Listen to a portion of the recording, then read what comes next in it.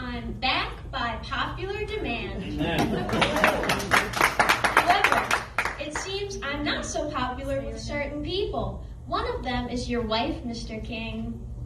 She is very worried about me advocating for students. However, I want to commend her for bringing attention on her social media posts to some of my greatest accomplishments, like being the youngest person ever to give a speech on stage at a Trump rally. The crowd was over 10,000 people and millions more online. Also the fact I've been involved in politics since I was 6 years old. That was my own choosing, as my parents were completely uninvolved in politics until I expressed an interest in it. So, your wife, Mr. King, is upset that a 14-year-old is advocating so well for herself and others, that she's making her own decisions about the direction of her life.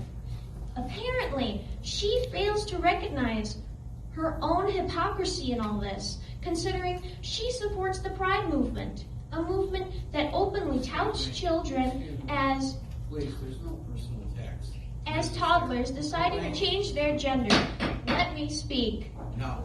And adults First Amendment right.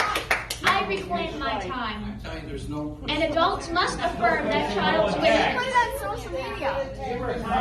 Keep going, Amelia. Mr. King. There be a little more respect. I reclaim my time. This is my time to speak, not yours. Mr. King, others weighed in. Mr. King, others weighed in on your wife's social media post. One called me an unfortunate child.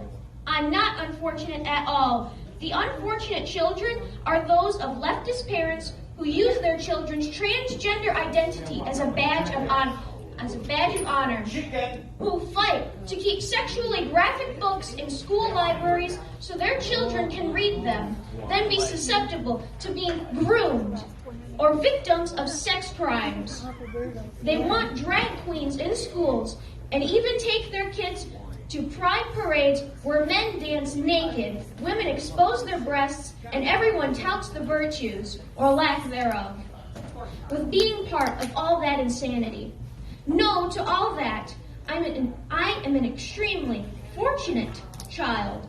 My parents taught me morals and values and how to critically think and do my own research. I have a dad who works extremely hard and even risked his life to serve our country in 2 wars. So I've learned respect for the American flag, Pledge of Allegiance, veterans, and love for our country. My parents recognized the decline of public schools and saved me from that toxic environment. I'm learning more being homeschooled than I ever did in public school. Perhaps your wife and her ilk feel threatened by me advocating for kids because I pose a threat to their system, a system that indoctrinates kids into mindless activists who will be unable to fully function in the real world or lead happy lives. My advice is to stop worrying about me and worry about the effects the public schools' destructive agendas are having on your own kids. I'm the fortunate one here. Your kids, not so much. Thank you. Thank you.